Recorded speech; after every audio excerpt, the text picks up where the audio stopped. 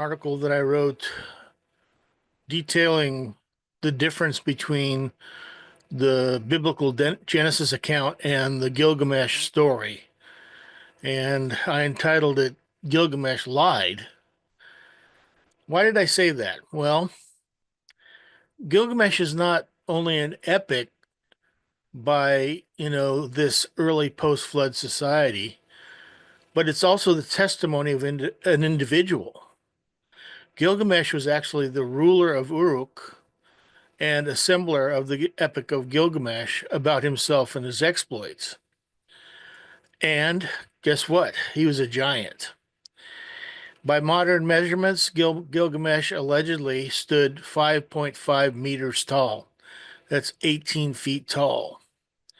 They actually found his grave, and that measurement definitely was correct according to the grave that he was in.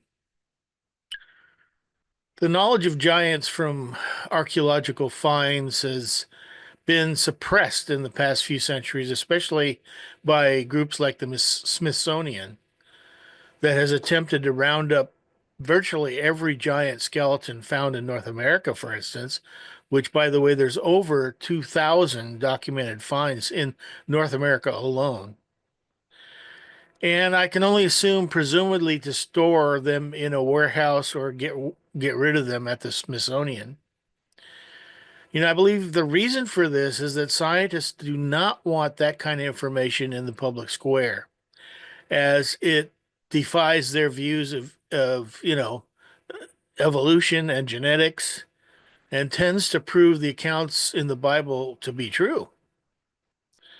Scholars love to say that Moses got the stories of Adam and Eve and the flood from the Epic of Gilgamesh. Unfortunately, they're ignorant of the fact that the Epic of Gilgamesh was written after the flood, whereas Genesis was written from the beginning in the ancient world, with God telling Adam what happened before he was created.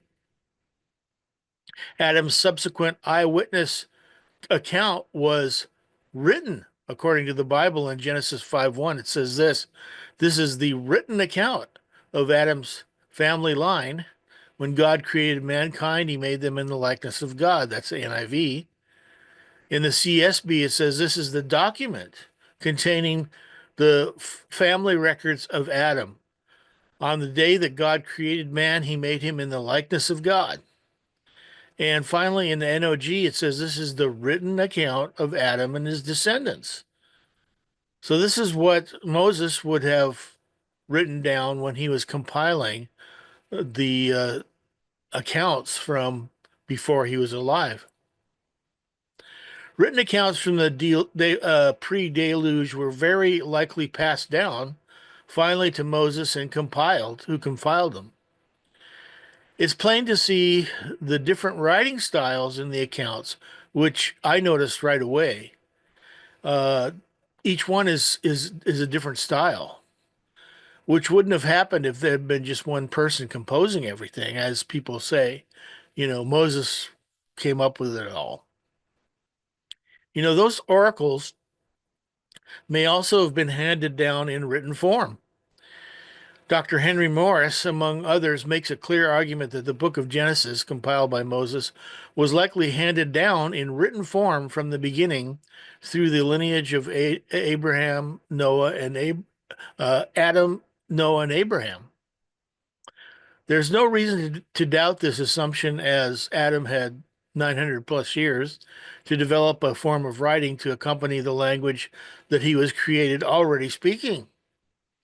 However, the probability exists that the biblical account had been preserved either as an oral tradition or in written form handed down from Noah through the patriarchs and finally to Moses, thereby making it actually older than the Sumerian accounts, which were basically restatements or alterations of the original.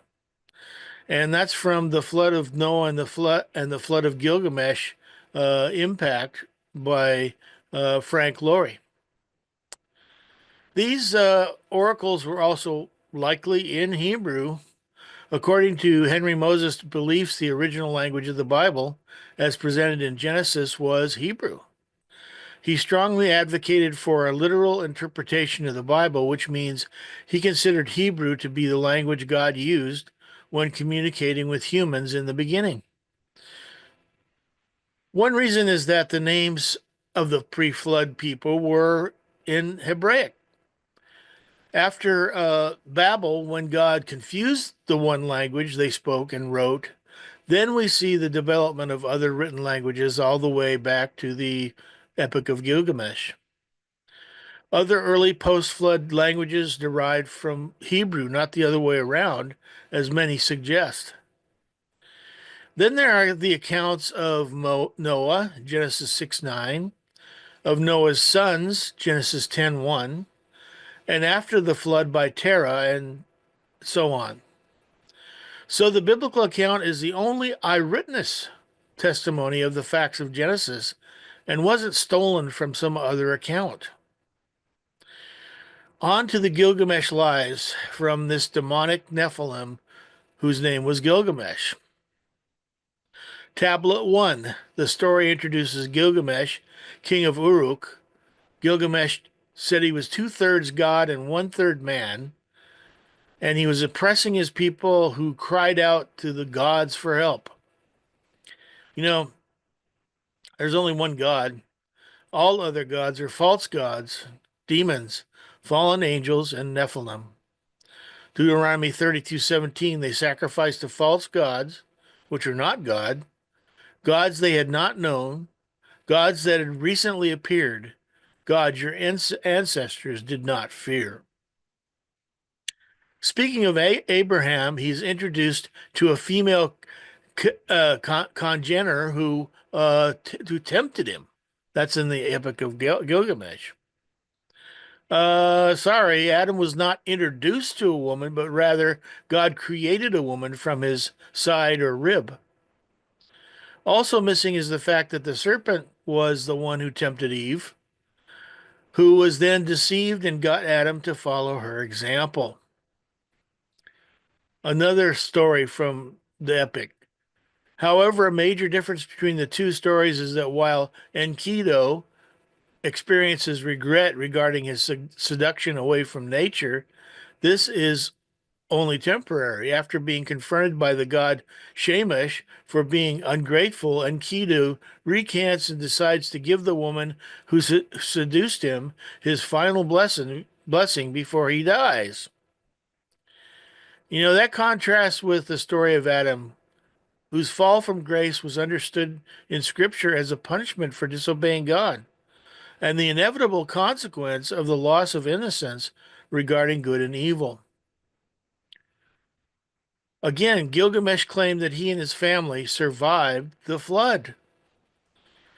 You know, the biblical account is quite specific on the number of people in the ark, Genesis 5:32 through 10:1, and that all humans and the animals died who were not in the ark at the time of the flood. Genesis 7:20 through 22, the waters rose and covered the mountains to a depth of more than 15 cubits. Every living thing that moved on land perished, birds, livestock, wild animals, and all the creatures that swarm over the earth, and all mankind. Everything on dry land that had breath of life in its nostrils died. The flood covered even the tallest mountains. The waters flooded the earth for 150 days. But God remembered Noah and all the wild animals and livestock that were with him in the ark, and he sent a wind over the earth, and the waters receded. Now the springs of the deep and the floodgates of heavens had been closed, and the rain had stopped falling from the sky. The water receded steadily from the earth. At the end of the 150 days, the water had gone down, and on the 17th day of the 7th month, the ark came to rest on the mountains of Ararat.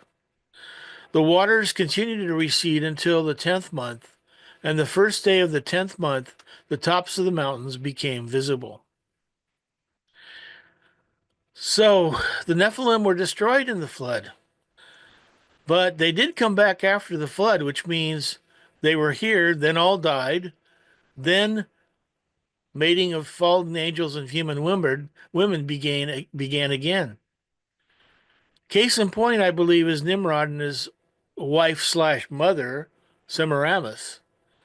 I believe that he was a Nephilim, as his description mirrors that of the Nephilim before the flood. Take a look at this. Genesis 6:4. The Nephilim were on the earth in those days, and also afterward, when the sons of God went to the daughters of humans and had children by them. They were the heroes of old, men of renown. Genesis 10:8 says, Cush was the father of Nimrod, who became a mighty warrior on the earth. Genesis 10:9 says, he was a mighty warrior before the Lord. That is why it is said, like Nimrod, a mighty hunter before the Lord. And of course, Genesis 6:4 says the Nephilim were on the earth in those days and also afterward. One of the reasons God destroyed all animal life except what was on the ark was because of the wickedness of men, partly because people were following and worshiping the Nephilim, which is they hoped was what they hoped to continue to do at Babel.